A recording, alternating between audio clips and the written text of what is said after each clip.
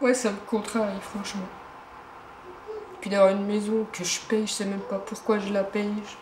J'ai un bébé, je sais même pas si je vais pouvoir l'assumer, devoir payer le loyer, l'hypothèque, les travaux, les avocats, les notaires, là, c'est pas grave. On va y arriver, je sais pas comment, mais on va y arriver, je vais trouver une solution.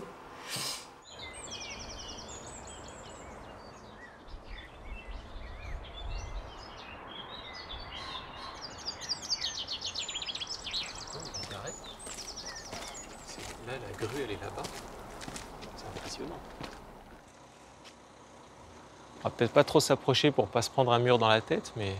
Oh, c'est énorme. À quelques kilomètres de Clermont-Ferrand, Frédéric et Émilie assistent ébahis à un drôle de spectacle. Il est juste gigantesque, celui-là.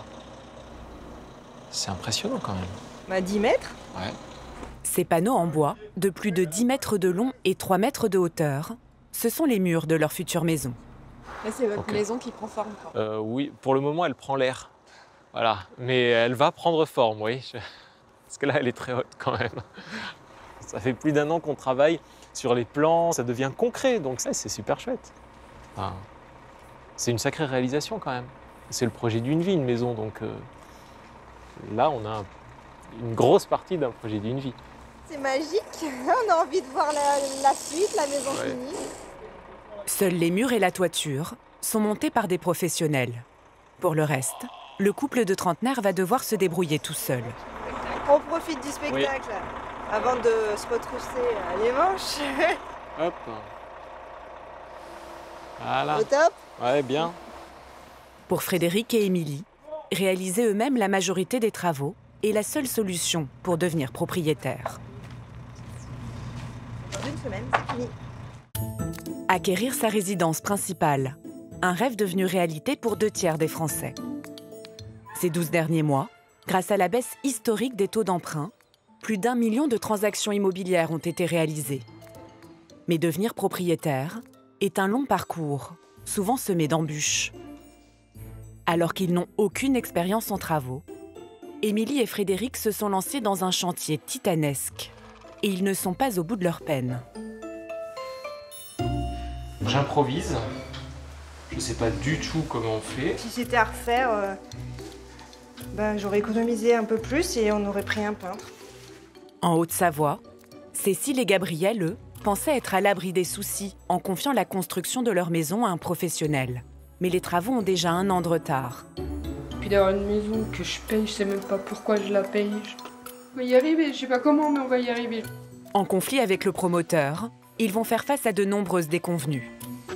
Une maison qu'on veut vous livrer dans cet état-là, c'est hallucinant. De son côté, Pauline se lance à l'assaut du marché parisien. Mais avec des prix frôlant les 10 000 € le mètre carré, difficile de dénicher la perle rare. C'est vraiment la frustration de se dire est-ce que je vais y arriver à trouver quelque chose dans mon budget, dans mon secteur. Pour s'offrir une maison avec jardin, Charlotte et Quentin sont contraints de quitter Bordeaux, devenu trop cher. Mais pour aller travailler, la jeune femme va devoir parcourir plus de 100 km par jour. Vous me faites suer là, j'ai envie de rentrer. Merci. Pendant plus d'1 an, nous avons suivi ces futurs propriétaires dans leur parcours tumultueux pour mener à bien le projet de leur vie.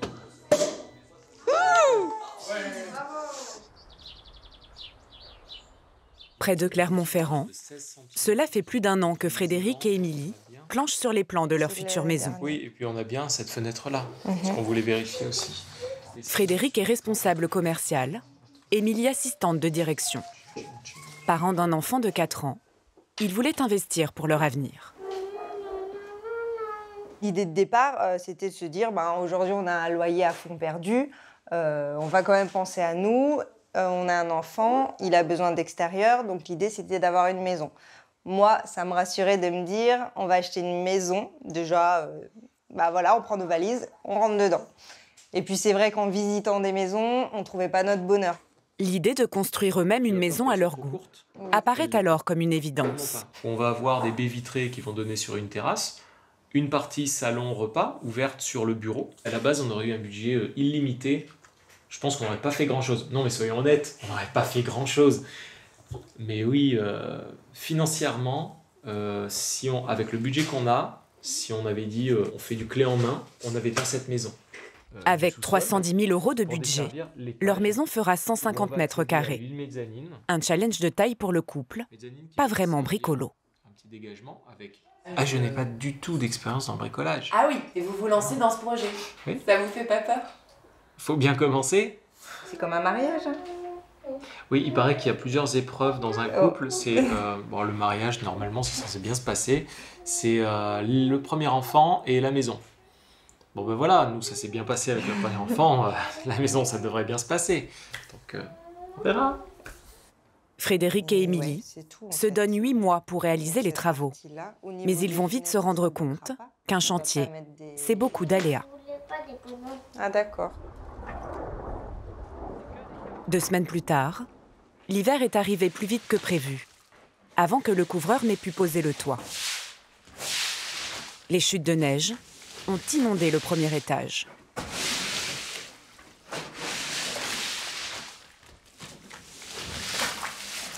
Gestion de crise. On vide l'eau. On essaye d'assécher la maison.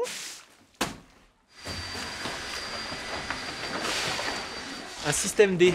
C'est-à-dire ? On fait une bâche. En fait, l'idée, c'est de faire une sorte de toboggan pour qu'on puisse évacuer l'eau sur le balcon et pas en bas de la maison. Donc, on fait comme on peut. Tu peux essayer de le tendre? Ça fera vraiment toboggan. À cause des intempéries, le couple ne peut pas démarrer les travaux d'isolation. La neige est lourde, hein? Même s'ils gardent le sourire, Frédéric et Émilie ont déjà pris une dizaine de jours de retard. Et ce n'est que le début. Si certains construisent eux-mêmes, d'autres ont choisi de faire appel à des professionnels. Mais ce n'est pas forcément un gage de rapidité. Dans la commune d'Arenton, en Haute-Savoie, la promenade du dimanche s'est transformée en visite de chantier pour Cécile, 34 ans, et Gabriel, 46 ans. C'est quoi, ça me déprime quand même. Le couple a acheté à crédit 300 000 € une maison sur plan dans ce nouveau lotissement. Ah bah tiens, la seule chose qu'ils ont fait, c'est les trottoirs. Ils auraient dû recevoir les clés il y a plus d'1 an. Mais les travaux avancent au ralenti et ils n'ont toujours pas de date de livraison. Rien qu'à changer. La maison, en tout cas extérieure, pareil. Ils n'ont pas fini les murs, ils n'ont pas fini de creuser. Nous, personnellement, comme ça, à vue d'œil, rien qu'à changer. Gabriel et Cécile n'ont même pas le droit de visiter leur maison. Comme d'hab. Vous êtes à la porte de chez vous? À la porte de chez nous, on ne peut même pas y rentrer. Et comme de toute façon, ils nous refusent qu'on visite notre maison. Donc on n'a pas le choix de le faire chaque fois que par l'extérieur. Voilà. Et ben rien. Bah y a que dalle. Même pas le chauffage au sol, que dalle. Non, y a rien. Y a que dalle. Les mois passent et l'intérieur de leur maison n'avance pas. Le couple désespère de pouvoir y habiter un jour. C'est décevant. Elle est là, mais elle restera là. J'y crois plus, en fait. Après 2 ans d'attente, la situation devient de plus en plus tendue. Gabriel est agent de sécurité, Cécile caissière. Parent d'une petite fille, il loue cet appartement. Et là, c'est quoi? C'est le miel, le pot de miel. En comptant le loyer et l'emprunt à la banque, chaque mois, ils doivent débourser près de 3 000 €. Ils ont un peu d'économie, mais cela ne pourra pas durer très longtemps. Ça vous inquiète un peu? Ouais, ça me contrarie, franchement. Puis d'avoir une maison que je paye, je sais même pas pourquoi je la paye. J'ai un bébé, je sais même pas si je vais pouvoir l'assumer, devoir payer le loyer, l'hypothèque, les travaux, les avocats, les notaires, là, c'est pas grave. On va y arriver, je sais pas comment, mais on va y arriver, je vais trouver une solution. Cécile et Gabriel ne sont pas les seuls dans cette mésaventure. Dans le lotissement, une quarantaine de familles attendent leur maison. Ensemble, ils ont monté un collectif. Moi, personnellement, ça va devenir invivable. C'est un loyer, une hypothèque à payer. 3 000 € à sortir, super, je les sors d'où? Tous sont pris à la gorge. Ils veulent obtenir des indemnités pour le préjudice moral et financier qu'ils subissent. Moi, j'ai pas mal d'associations qui m'ont dit « Montez votre dossier. Vous pleurez au travail, vous faites attester par vos collègues que vous avez pleuré au travail. Vous n'êtes pas bien, vous avez besoin d'antidépresseurs, vous allez voir votre médecin et vous lui demandez juste une lettre comme quoi il vous a prescrit des antidépresseurs à cause de notre maison, vous avez tel et tel et tel problème. » De toute façon, on n'a pas trop le choix. Si on laisse rien faire, peut-être qu'on aura la maison la fin de l'année prochaine, quoi. Gabriel et les autres propriétaires n'ont plus qu'une solution. Lancer une action en justice contre le promoteur. Acheter un bien dans l'ancien peut aussi devenir un casse-tête. Surtout dans la capitale, où les prix ont augmenté de plus de 50% en 10 ans. Bonjour, je viens pour la visite. Bienvenue à vous. Pauline, 35 ans, cherche un appartement depuis 1 an. Ok. D'accord. Bah allons-y. Là, je vais visiter un 2 pièces, avenue Philippe Auguste, à 350 000 €, premier étage, 33 mètres carrés. Donc, sur le papier, ça a l'air plutôt pas mal. Donc bon, allons voir ce que ça donne dans la réalité. Employée dans une banque, Pauline a un budget de 350 000 €. Non, c'est sympa. À Paris, cela veut dire 30 mètres carrés environ. Donc c'est un 2 pièces. Voilà, donc la première pièce est en tomate, comme vous voyez. Donc cette pièce principale, c'est le salon. Séjour salon, Okay. est paradoxalement plus petite que la chambre qui est à côté. Ah oui, la chambre est plus grande et plus lumineuse que le salon. Ouais, ça c'est bien. On arrive donc dans cette partie cuisine, petite bien sûr, mais enfin qui est aménagée, ouais. Correct, avec sa fenêtre. Oui, salle de bain assez grande, ouais. Assez grande. Une salle de bain avec baignoire et une cuisine tout équipée. Cela correspond a priori aux critères de Pauline. Mais la jeune femme n'a pas le coup de cœur. Elles sont... Je ne mettrais pas 350 000 € aujourd'hui pour cet appartement. Je comprends. Parce qu'il y a quand même pas mal de choses à faire. Il n'est pas refait à neuf. Ouais. Même s'il fait 33 mètres carrés, ouais. On a un salon petit. Moi, je trouve que la pièce à vie n'est pas non plus très lumineuse. Pardon. Comme souvent après une visite, Bah, merci beaucoup. Bonne journée. À bientôt. Au revoir. Pauline repart avec le même sentiment. Bah, de la frustration. C'est vraiment la frustration de se dire est-ce que je vais y arriver à trouver quelque chose dans mon budget, dans mon secteur qui me plaise. Et ouais, c'est beaucoup de frustration. En attendant de trouver l'appartement de ses rêves, Pauline habite dans ce petit 2 pièces de 24 mètres carrés qu'elle loue 820 € par mois. Je commence à me sentir un peu à l'étroit et surtout quand on est locataire, on ne peut pas vraiment aménager à son goût parce qu'il faut avoir l'aval du propriétaire. Et par exemple, c'est vrai que moi j'aimerais avoir une cuisine toute équipée, toute bien faite. Un autre petit point un peu embêtant, j'ai une toute petite salle de bain que voilà, clairement je rentre, je vais dans la douche, je sors.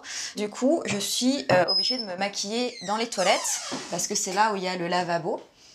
Pressée de quitter cet appartement, Pauline passe plusieurs heures par jour à scruter les annonces immobilières. Tu vois, elle a l'air pas mal, 35 mètres carrés, 330 000 €. Ah oui, d'accord. Ils disent 32 mètres carrés, mais en fait, c'est 23 mètres carrés loi Carrez. Et lorsqu'un bien lui plaît, elle doit être très réactive. Les petites surfaces se vendent souvent en quelques jours, voire quelques heures. Ah, l'annonce est désactivée, donc ça veut dire que le bien est vendu. Tant pis. Après 1 an de recherches infructueuses, Pauline s'est résolue à demander de l'aide. Dans quelques jours, elle a rendez-vous avec une chasseuse d'appartements.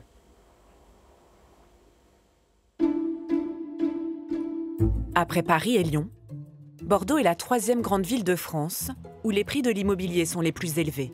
4 500 € le mètre carré en moyenne. Pour devenir propriétaire, de nombreux Bordelais sont contraints au départ.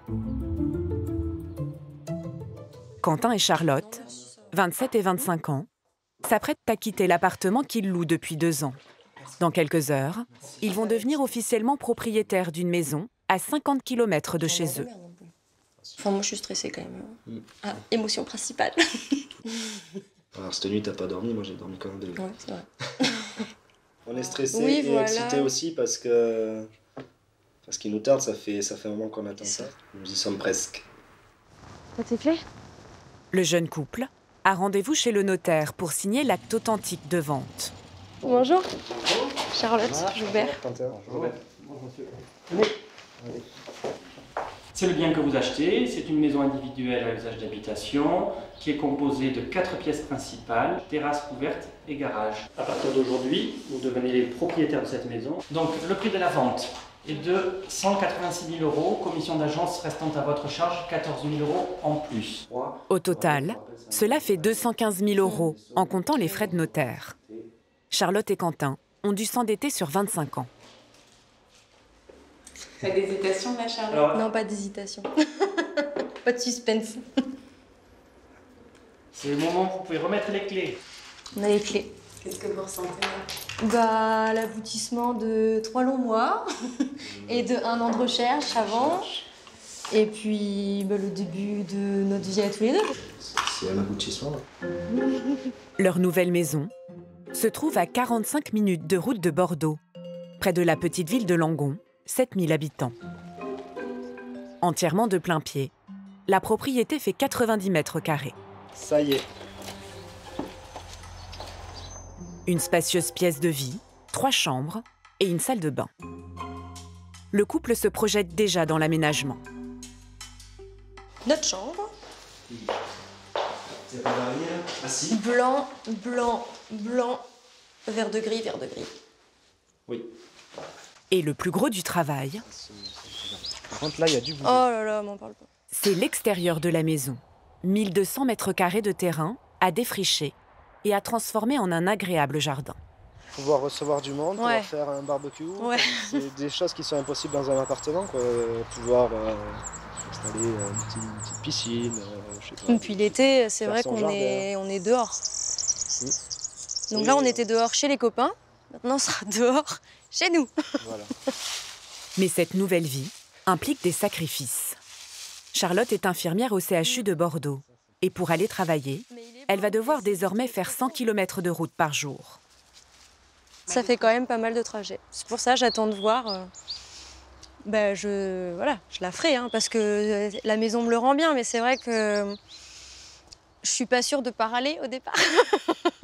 Parce que c'est mon tempérament, et puis le temps de s'y faire, et puis voilà. Dans les prochains jours, Charlotte et Quentin s'installeront dans leur nouvelle maison. En Auvergne, depuis 2 mois, les journées d'Émilie sont rythmées par le chantier. Moi, je veux bien t'écouter chanter. Même en vacances, elle n'a plus le temps de s'occuper de son fils. On est arrivé. Neil va passer la journée chez sa grand-mère.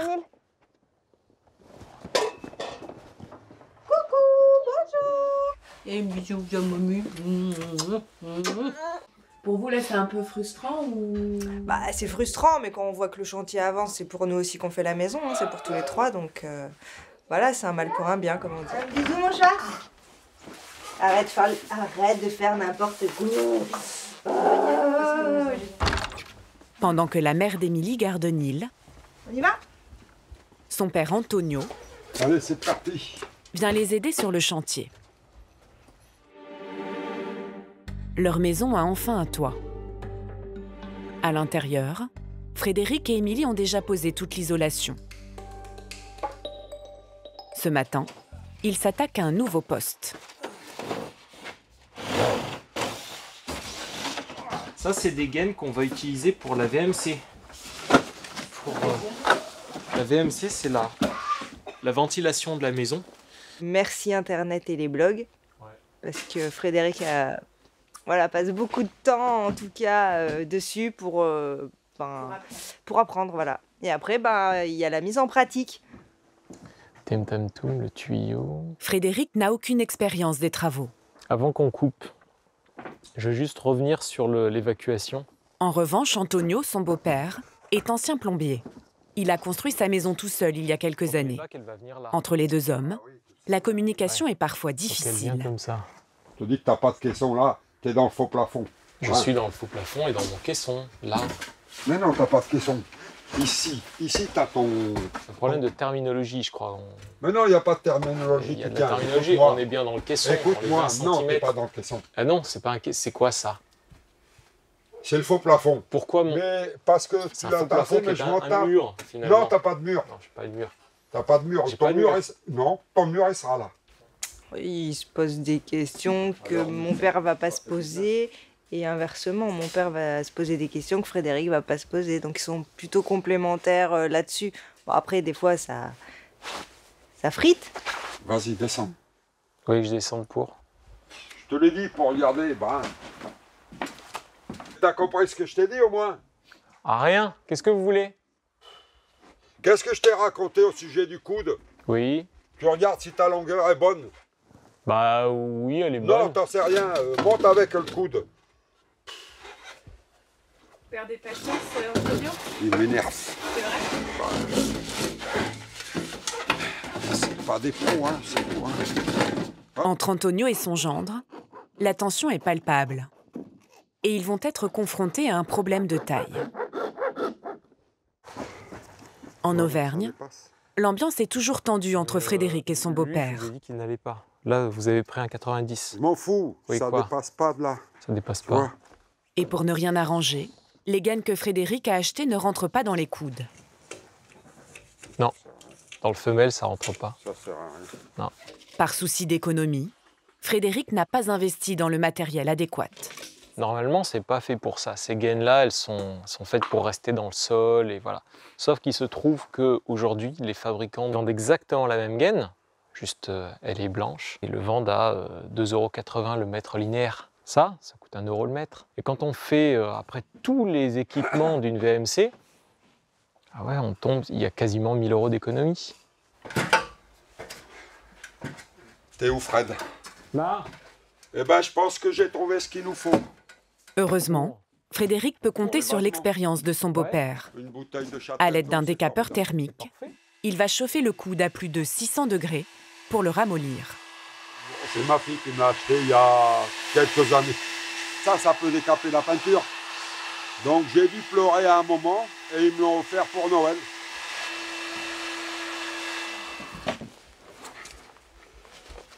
C'est impeccable, tourne comme ça, c'est bien, laisse-le, c'est bien. Celui-là, il est super beau. Laisse-le refroidir, c'est très bien. Vas-y, continue. Voilà, sors-le. Voilà. Il est très joli. Ça rentrait pas du tout, hein. Ah voilà, maintenant ça rentre. La hauteur est bonne. Rien que pour installer ces 6 gaines, Frédéric et Antonio auront mis presque une journée. C'est sûr que l'artisan qui vient, il dit ouais, vous avez ça à mettre, en 2 heures c'est fait. Mais il en fait tous les jours. C'est du temps qu'on investit dans notre maison finalement. C'est pas du temps qu'on passe chez le voisin ou voilà. C'est pour nous. C'est notre maison. C'est chouette. Il ne reste plus que 6 mois à Frédéric et Émilie pour finir les travaux avant l'été. Et au rythme où avance le chantier, c'est loin d'être gagné. En Haute-Savoie, la situation est critique aussi pour Gabriel. 9 mois ont passé. Il a déjà versé au promoteur 90% du prix de sa maison, mais elle n'est toujours pas terminée. Et il n'est pas très confiant dans la manière dont les travaux ont été réalisés. Putain, tout mouillé. Incroyable. Super. Infiltration d'eau, donc le mur complètement mouillé. Le peu qui a plu, ben, c'est soit ça est en train de stagner au-dessus. Malheureusement, je ne peux pas voir vu que la maison est fermée. Et en fait, on peut voir de toute façon par les taches qu'il y a au-dessus, c'est que l'eau est en train de s'infiltrer par les joints. Dans le lotissement, il n'est pas le seul à déplorer des malfaçons. Salut Mélanie! À la prochaine fois, tu viendras chez moi. Hein. Mélanie, sa future voisine, a elle aussi des soucis d'infiltration. Salut maman, comment tu vas? Ça va. Bah voilà, donc on a de l'eau sur le toit qui stagne, qui s'infiltre dans le garage. Et comme la porte était ouverte, les gouttes d'eau sont tombées sur la porte. Et puis là, c'est du calcaire, etc. Donc la porte est fichue. Mais ce n'est pas ce qui la contrarie le plus. Ce qui est beaucoup plus inquiétant pour moi, c'est que le tuyau de gaz est apparent. qu'il n'est pas gainé, donc c'est pas conforme à la sécurité. Et c'est extrêmement dangereux de laisser un tuyau de gaz comme ça. C'est de l'inconscience professionnelle. Gabriel et ses futurs voisins ont lancé une procédure en référé pour contraindre le promoteur à terminer leur maison rapidement et leur verser des indemnités. Ils se retrouvent au tribunal de Bonneville pour assister à l'audience. Salut tout le monde. Bonjour. Salut Lionel. Ça va? Salut. Et toi? On verra. Enfin. On a tout essayé, par courrier, à l'amiable. On a tenté de rencontrer les différents responsables. Et à chaque fois, ça a été un échec au final. Si le juge accepte notre demande, parce que le juge peut aussi la refuser, hein, c'est un cas envisagé, il va ordonner une livraison sous 1 mois. Et si on n'est pas livré sous 1 mois, à ce moment-là, il y a une astreinte de 500 € par jour de retard. Par propriétaire. Par propriétaire. Dans leur combat, ils sont épaulés par leur avocat, Maître Francina. Ce qu'il faut absolument, c'est qu'on ait quand même cette condamnation sous astreinte à livrer le plus rapidement possible et la condamnation à régler une somme provisionnelle qui correspond à une partie, je dis bien une partie, du préjudice que vous avez subi du fait de ce retard.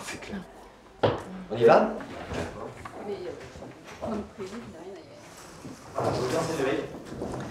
2 heures plus tard, ils ressortent plutôt soulagés. Enfin, ça a pu être plaidé, c'est déjà ça. Ça, c'est déjà une bonne nouvelle. Ça, c'est déjà une bonne nouvelle. En plus, la décision se prend dans 15 jours. Au début, il parlait de 3 semaines, à la fin, il a décidé 15 jours. Après, on attend la décision parce qu'on ne la connaît pas. Est-ce que 50-50, c'est dur à dire? Moi, je trouve que ça s'est globalement bien passé. Quand on a un magistrat qui pose des questions, qui est intéressé, etc., ça, c'est un élément fondamental et très favorable. Enfin, un peu d'espoir pour Gabriel, très abattu. Il n'aura bientôt plus d'économie et plus d'argent pour payer son loyer et son emprunt. À l'audience, les responsables du projet immobilier ne sont pas venus. Nous les avons contactés par téléphone. Ils nous affirment que le retard de livraison est lié en grande partie à la défaillance de l'entreprise Générale en charge des travaux. Nous, on défend la position que c'est un cas de force majeure. Quand il n'y a plus d'entreprise, il faut retrouver de nouvelles entreprises. Donc c'est une réorganisation qui est compliquée. La plupart des entreprises ne veulent pas reprendre les chantiers que certains ont commencé. Certains propriétaires ont l'impression que les travaux avancent au ralenti, qu'il n'y a pas assez d'ouvriers sur le chantier. Et certains d'entre eux se plaignent d'infiltration dans leur garage. Qu'est-ce que vous répondez? Écoutez, madame, on va arrêter la discussion. Bonne journée. Au revoir. Le tribunal rendra son jugement dans 15 jours. Peut-être le début d'une nouvelle vie pour Gabriel et ses futurs voisins. À Bordeaux, Charlotte et Quentin s'apprêtent eux aussi à démarrer une nouvelle vie. Cuisine, ça. Ah mais ça, c'est pas à mettre, ça. Ça fait un petit pincement au cœur parce que c'est une petite histoire de notre vie qui s'efface. Oui, c'est une page qui se tourne et puis en plus, c'est un peu nostalgique parce que Quentin, il avait jamais vécu avec quelqu'un d'autre, moi non plus, donc... Et quand on a vu qu'on se supportait, on a dit on cherche une maison. Ouais, voilà, on a investi. Merde. J'ai du mal avec les cartons, moi. Tac, tac, tac. Charlotte, elle m'a dit dans l'ordre. Pour les aider à tourner cette page, le couple a fait appel à ses amis. Bon, c'est bon, tout est prêt, les filles? Oh, ça va.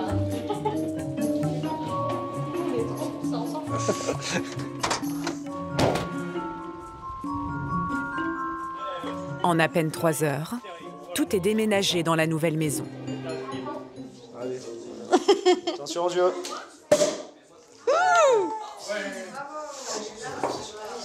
Soulagée d'être là, oui, mais on a tellement encore de choses à faire que je pense qu'on n'en verra jamais le bout. Hein. Les gens qui achètent, ils font des travaux, puis après ils rechangent. Chin, à la maison. Pour Charlotte, le défi désormais, ce sont les 100 km de route qu'elle va devoir effectuer chaque jour pour aller travailler.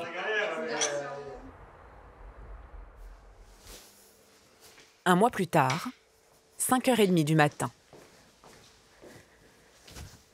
C'est toujours ce moment-là qui est difficile. Une fois que je suis sur la route, je me mets en mode travail et puis c'est mieux. Mais c'est vrai que c'est le réveil qui est difficile. Une fois que la journée est lancée, ça va mieux.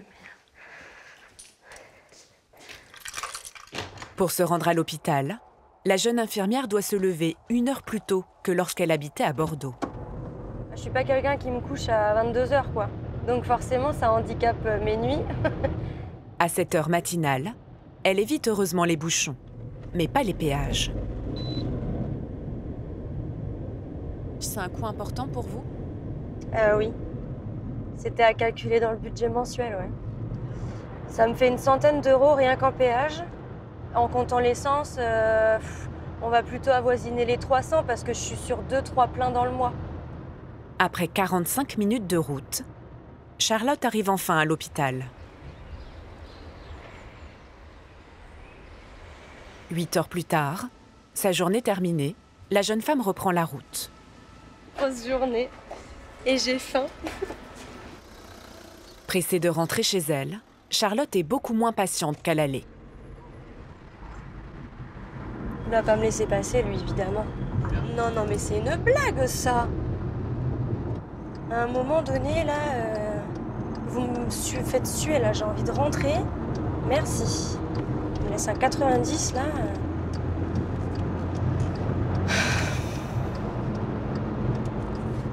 En fait, le vendredi, je suis toujours saoulée parce que tout le monde est en week-end sauf moi. C'est pas le week-end, là? Ah, pas du tout. Après cette journée marathon, T'as tout ouvert, toi? Charlotte retrouve avec bonheur sa nouvelle maison. Oui. Le couple a commencé à l'aménager à son goût. C'est la pièce la plus finie, quand même. On a détapissé, on a refait les peintures. Enfin, Quentin a fait tout ça, parce que moi... moi, je décore. On a acheté des rideaux, l'abat-jour, on a mis nos meubles, et puis voilà, quoi. Il a refait le parquet aussi. Au début, c'était pas facile de quitter l'appart et d'arriver dans cette maison. On se disait, on était comme si on était en vacances. On se disait, c'est pas notre maison, c'est une maison de vacances, c'est pas chez nous. Et puis petit à petit, une fois qu'on a fait nos petits travaux, qu'on a mis à notre goût, notre décoration, tout ça, on se sent chez nous. Le couple apprécie cette nouvelle vie à la campagne. T'en reprends pas, toi? Mais parfois, Charlotte se sent un peu isolée de ses amis restés à Bordeaux. Avant, en sortant du boulot, on pouvait se dire, bah, on se retrouve ce soir, on se fait des sushis. Ouais, mais sauf que là, ça veut dire refaire la route et je me rends compte qu'en fait, j'habite loin. Charlotte et Quentin doivent maintenant s'atteler au plus dur, le défrichage de leur terrain de 1200 mètres carrés. À Paris, Pauline, elle, n'a pas encore trouvé l'appartement de ses rêves. Ce matin, elle compte bien mettre un coup d'accélérateur à son projet d'achat. Elle a rendez-vous avec Camille Saillant, une chasseuse d'appartements qui va l'aider dans sa quête. Oui, vous? Très bien, je vous remercie. J'ai regardé un petit peu votre recherche. C'est cohérent, même si on sait qu'aujourd'hui, le marché il est très tendu. Dans la capitale, les petites surfaces autour de 300 000 € sont très prisées. Pour cibler le bien idéal, Camille note tous les critères importants pour Pauline. Sa principale exigence est de rester dans le 11e arrondissement où elle vit. C'est pas un frein. Et le rez-de-chaussée? Non, pas de rez-de-chaussée, ça non, je l'ai déjà fait. Même sur cour, nanana, ok, pas de rez-de-chaussée. La lumière, c'est important quand même. Ok, qu'est-ce qu'il a d'autre, cet appartement D'accord. C'est un 2 pièces. Ouais. Obligatoire. Oui. Alors, 2 pièces obligatoires, ok. Ça, c'est un peu la difficulté par rapport à la surface. En dessous de 30 mètres carrés, on n'a pas des tonnes de 2 pièces. Est-ce qu'un grand studio où on peut aménager un coin nuit? Je veux une chambre fermée. Bon, ça peut être fermé par une verrière, mais je veux vraiment que ce soit cloisonné. Alors, Camille ne se rémunère qu'en cas de succès. Elle touche 3% du prix de vente. Elle a donc tout intérêt à dénicher rapidement l'appartement qui plaira à Pauline. L'idée, c'est d'aboutir votre projet. Donc, je suis là aussi pour faire coïncider vraiment votre souhait avec le marché et qu'on y arrive, sans que vous renonciez à ce qui vous convient. Voilà. Là-dessus, je suis plutôt contente et j'ai plutôt hâte de voir ce que vous allez me proposer, comment ça se passe. Voilà. Nous aussi.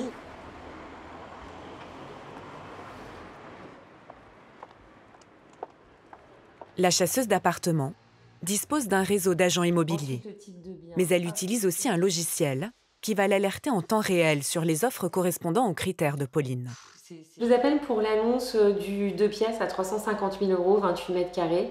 Je voulais savoir s'il était toujours en vente, si c'était possible de le visiter. Merci beaucoup. Je vais renvoyer aussi un texto.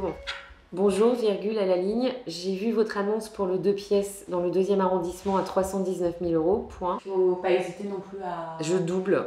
À harceler un petit peu entre guillemets. Ah bah oui. Je suis obligée de harceler si j'attends poliment que la personne elle me rappelle. Il y en aura d'autres qui seront plus tenaces. Hein. Répondez-moi. Elle se fixe 6 semaines pour réussir.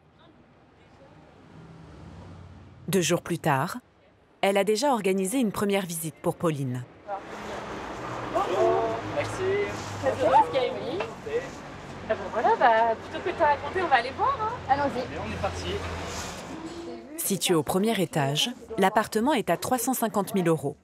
C'est le budget maximum de Pauline, mais il n'y a aucun travaux à prévoir.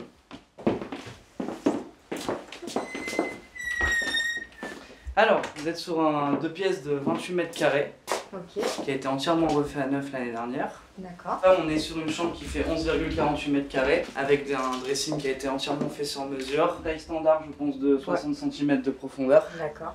Il n'y a rien à dire. Hein. Sur l'optimisation de la chambre. Comme ça fait vraiment ma chambre fermée, quoi. Oui, fermée, mais sans avoir une... L'appartement remplit tous les critères. La chambre est bien séparée du salon. Il est lumineux et fonctionnel. Ah voilà. Ah oui, voilà. Ok. Placard. Exactement. Ouais, et là, tu as des rangements au-dessus. Mais franchement, c'est hyper bien refait. Des essais suspendus. C'est très sympa. La mosaïque, elle est jolie. Mais un détail chiffonne la jeune femme. Le point négatif, c'est que c'est ce salon cuisine où, par exemple, alors c'est très bête ce que je vais dire, mais je vois pas trop comment aménager, par exemple, où mettre ma télé. Je trouve que si c'est juste la télévision qui freine... Oui, mais en fait, ça se trouve la solution. Ouais, non, mais bien sûr. C'est ça que je veux dire. Bon, on y va? C'est parti. Visiblement, Pauline ne parvient pas à se projeter. Dressing de folie. Ouais, donc, J'attire ton attention sur le fait que ce genre de bien, il est assez rare. C'est assez rare, pardon. Et que, voilà, après, mon but, c'est pas de te pousser à acheter un truc que tu veux pas acheter, mais que je sais pas quand est-ce qu'un bien comme ça va se représenter. Il a vraiment très très peu de défauts. Si on fait pas l'offre ce soir, c'est sûr que c'est mort, quoi. Réfléchis bien. Enfin, ou dis-moi franchement. Alors, la Pauline, vous êtes dans quel état d'esprit? Perdue. Complètement perdue.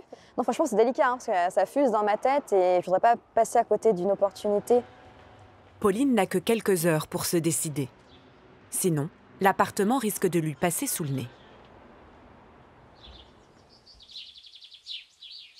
En Auvergne, Frédéric et Émilie sont également face à un choix crucial. Trouver les bons coloris pour habiller les murs de leur maison. C'est le couloir du haut, tout le couloir du haut, les murs et le plafond. Ils veulent peindre le couloir de l'étage en bleu, mais pas n'importe lequel. On aimerait, dans ce couloir, plafond et mur, le bleu majorel. C'est-à-dire? Le bleu qui se rapproche le plus possible de la Villa Majorelle, donc de Yves Saint Laurent à Marrakech. Question, le bleu majorel, c'est lequel? Le magasin possède plus de 1000 teintes, mais pas de bleu majorel. Il va falloir le créer à partir d'un autre bleu. C'est celui-ci qu'il faut le trafiquer. C'est le RAL 5002. Il faut enlever le noir, rajouter une petite goutte de blanc pour faire ressortir le côté du magenta, pour l'éclairer un petit peu. Grâce à un logiciel qui permet de modifier les teintes, le coloriste va fabriquer le fameux bleu majorel.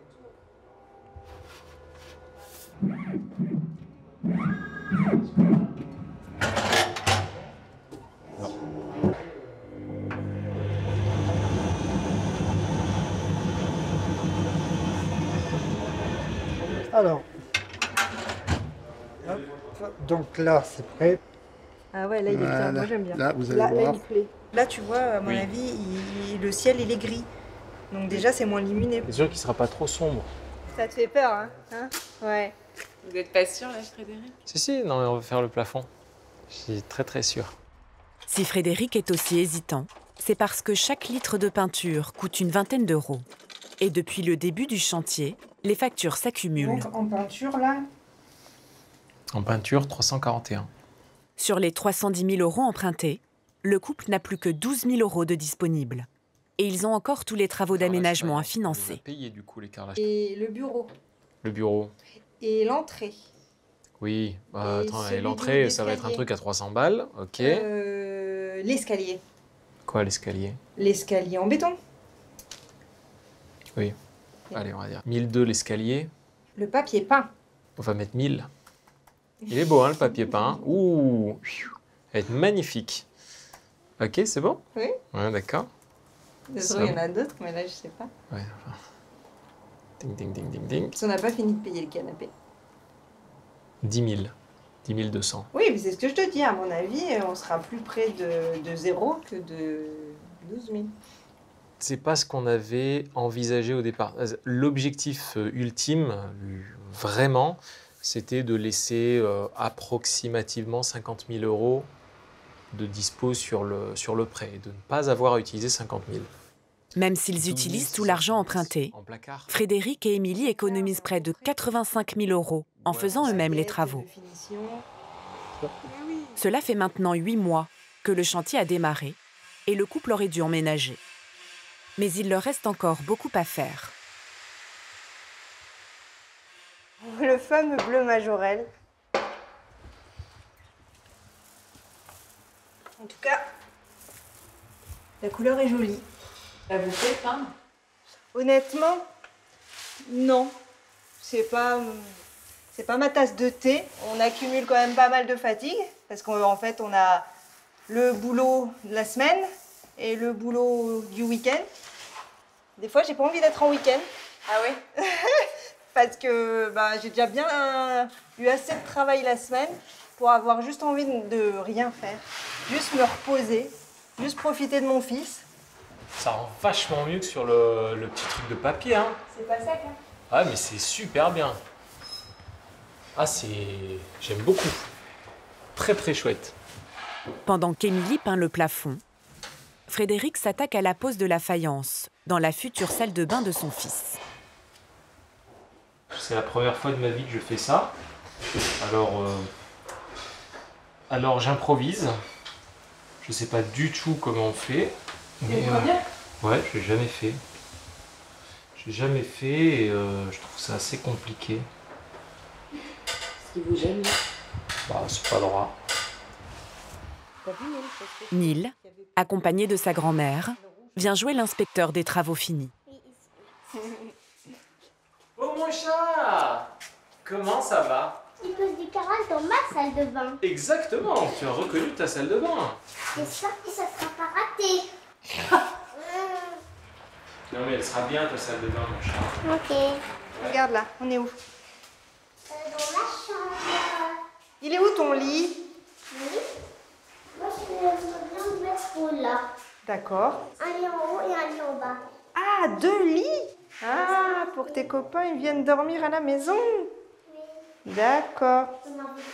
Avant d'inviter ses copains dans sa nouvelle chambre, Neil va devoir encore patienter plusieurs mois. En Haute-Savoie, en revanche, la fin semble proche pour Gabriel. Le juge a contraint le promoteur à lui livrer enfin sa maison et à lui verser 6 500 € d'indemnité.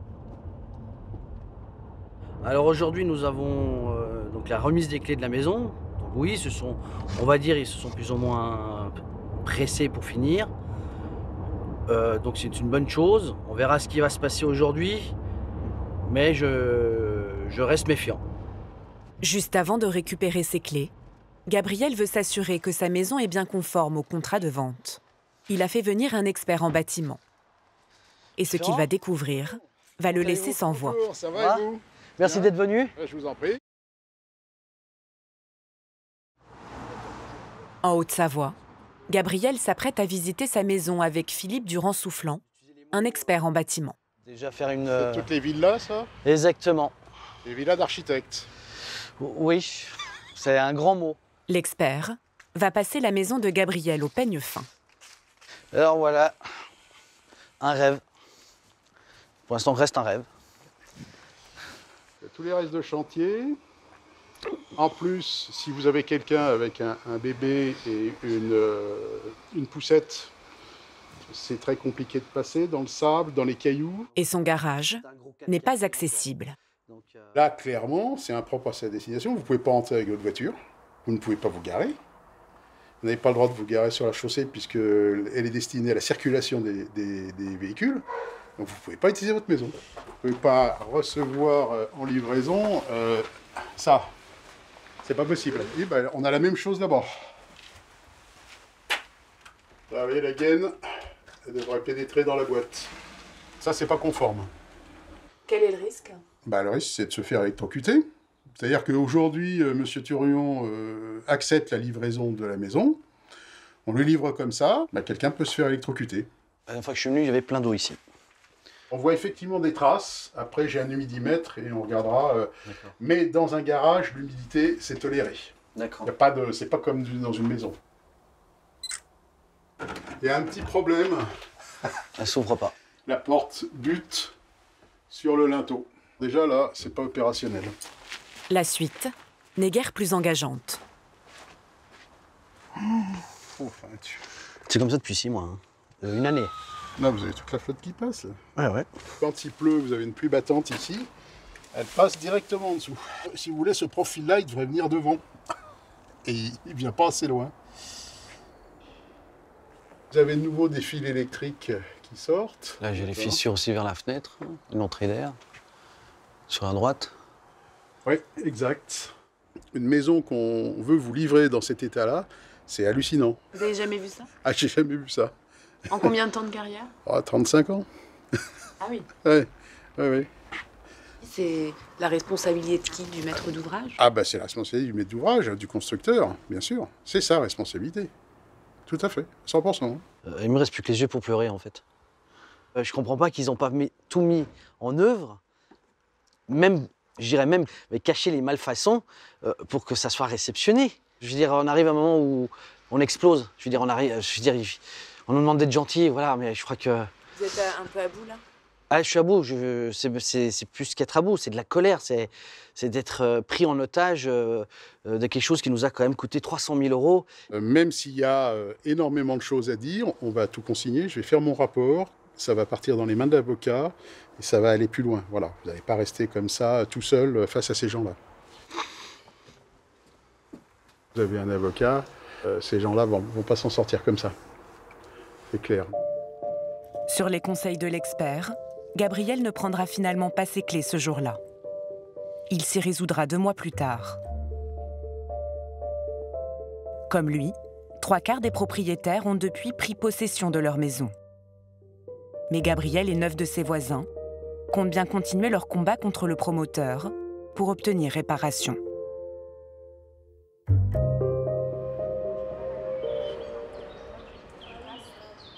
À Paris, Pauline, elle, est toujours en quête de son futur chez elle. Elle a trop tardé pour faire l'offre sur l'appartement refait à neuf et un autre acheteur a été plus rapide. Toujours un peu frustrant de ne pas avoir celle qui a gagné, mais du coup, retour à la case départ et puis on poursuit les recherches. Bonjour Camille. Cette fois, Camille, la chasseuse d'appartements, a sélectionné un petit 2 pièces entièrement à rénover. Et Béatrice Coulbois, qui est donc... Elle est venue accompagnée d'une architecte pour rassurer Pauline, pas très emballée par l'idée de faire des travaux. Allez-y. L'appartement fait 26 mètres carrés. Il est composé de 2 pièces, avec une kitchenette et une toute petite salle de douche, bien loin des exigences de Pauline. Mais Béatrice Coulbois, l'architecte, a déjà plein d'idées pour le transformer. Là, tu rentres dans ta chambre.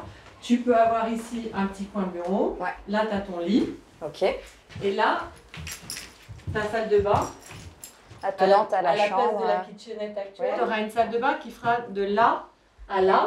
Ah, donc 2 fois plus grande. Ouais, en fait. Quant à la cuisine, elle sera intégrée dans le salon. Cette colonne, elle repart comme une arche. Ouais. Vraiment ce que je veux dire. Ça peut être très mignon. Moi, je m'y vois. Hein. Non mais c'est vrai. À chaque fois que je fais un appartement, je m'imagine habiter dedans. À la base, je ne projetais pas avec des travaux, mais en étant accompagnée par des professionnels, on va dire tout casser, tout refaire, je pense très clairement que ça peut être un super appart. Donc en plus la vue, le niveau emplacement, pour moi c'est le top parce que c'est pile poil le quartier que je voulais. Ça va strictement rien changer à mes habitudes, mais rien du tout. La même salle de sport, la même boulangerie. L'appartement est à 285 000 €, sans compter le coût des travaux, 38 000 €. C'est une bonne affaire étant donné le prix par rapport au secteur, avec travaux, donc ça veut dire que tu vas faire un bon achat et qu'ensuite tu pourras bien le revendre et tu pourras faire un bon deuxième achat. Convaincue par les propositions de Béatrice, Pauline décide de faire une offre aussitôt. Hop. J'y vais, mais j'ai peur. Camille, elle, a réussi son pari en à peine un mois. C'était pas gagné au départ, hein, franchement, mais en plus on est en dessous du budget max, donc ça va pas impacter sur sa qualité de vie au quotidien. Donc ça, c'est un peu la cerise sur le gâteau. Je suis contente en fait que tu me fasses confiance. C'est vraiment précieux. Quelques jours plus tard, l'offre de Pauline a été acceptée par le vendeur. Ça va bien? Béatrice, l'architecte, a dessiné des plans de l'appartement qu'elle a entièrement repensé pour optimiser l'espace. Alors là, par exemple, ça c'est une vue de la cuisine. On a fait tout ça dans une seule couleur. Tu sais ce dont je parlais? C'est sympa. Et par contre, juste une question sur la cuisine, parce que tu avais compris qu'il y avait un point très important, c'était le frigo. Le frigo, il est là, on le voit pas, il est caché. Et le four? Four, ou tu le mets au-dessus du frigo. Ah oui, là, ok, j'ai compris. La salle de bain. Oh, mon Dieu. C'est hyper joli. Bah, écoute, je trouve ça comme premier jet très très bien fait. On n'a pas l'impression, mais ça fait 26 mètres carrés. Et c'est un peu un challenge, c'est comme un peu aménager un bateau, quoi. Et tout rentre. C'est un peu un puzzle, vraiment. Ouais, j'ai hâte de voir en plus et d'assister au changement avant-après. Et j'ai hâte que ça commence et d'y habiter. Bah, moi, je signe le 11 juillet, donc ce sera le 11 octobre. Dans le sud-ouest, Charlotte et Quentin ont quasiment terminé l'aménagement de leur maison. Mais côté jardin, il y a encore du travail.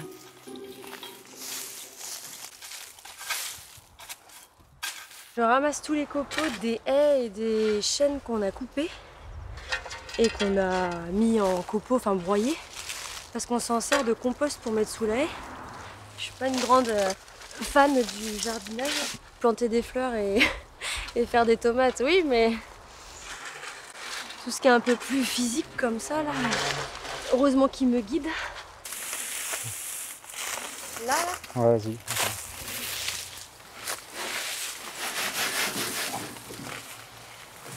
Suivant. Ah ouais, t'en faut combien comme ça? Ben, tout le tas. C'est laborieux. Et c'est galère.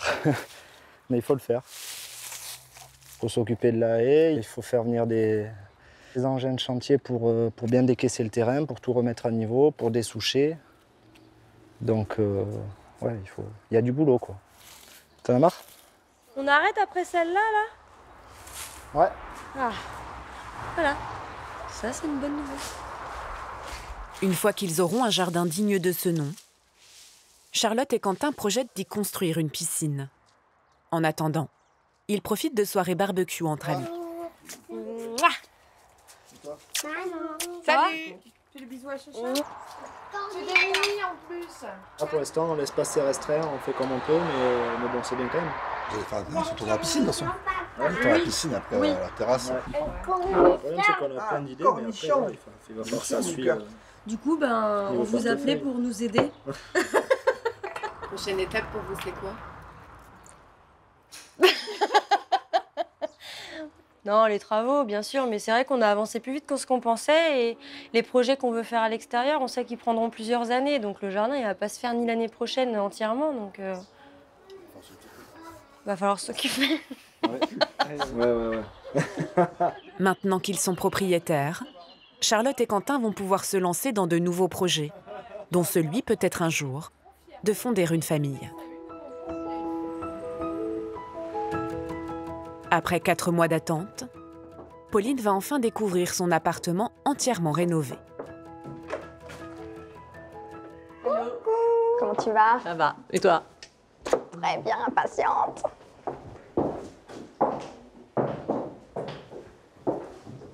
Voilà. C'est top. C'est génial. C'est ta pièce cuisine, salon. La cuisine avec l'arche. Et à la vaisselle. Ça t'est tenté la vaisselle. Là, le placard où tu mettras ton four. Ouais. T'as ton petit espace buanderie. Ouais. Avec ta machine de compète. Wow. Et ici, on va mettre une petite tringle pour comme ça, Ouais. tu feras sécher tous dit. tes vêtements dans le placard. Tu avais les toilettes. Ouais. Voilà. Oh Avec le chauffe-eau. Oh. Et ça, c'est un chauffe-eau de Non, mais le compétition. chauffe-eau de compète. C'est un chauffe-eau connecté. Donc là, c'est la chambre. Waouh. Avec les Super. placards dressing. Hyper mignon.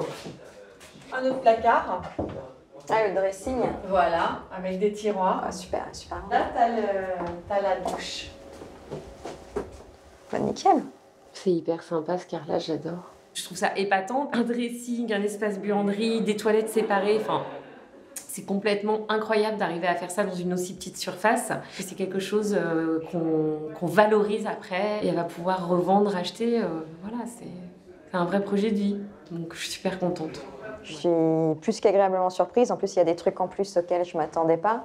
Donc, la tête de lit, que je trouve vraiment super chouette. C'est un détail, je trouve, qui compte et qui embellit l'espace. Je l'aurais visité, refait, j'aurais fait une offre directe.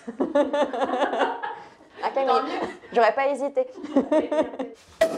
Oh yeah! Pauline n'a maintenant plus qu'à déposer ses valises et profiter pleinement de son nouvel appartement. Merci à vous, parce que sans vous... Mais non, mais merci à toi, parce que t'es super aussi. Après un an de travaux, Frédéric et Émilie, eux, s'apprêtent à inaugurer leur nouvelle cuisine. Tu veux de l'aide? Bah, je veux bien. Ok. Salut! Ça va? Ça va et toi? Ça va.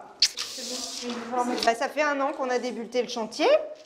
Donc, on s'est dit que c'était l'occasion d'inviter la famille qui nous aide, les amis, la famille qui viennent nous aider pour les travaux. Voilà, c'est un petit clin d'œil au début du chantier. Grâce à l'appui de leur entourage, Frédéric et Émilie ont presque terminé les travaux. Les murs des chambres sont peints, les carrelages et les faïences des salles de bain posées. Il reste seulement quelques finitions et l'aménagement.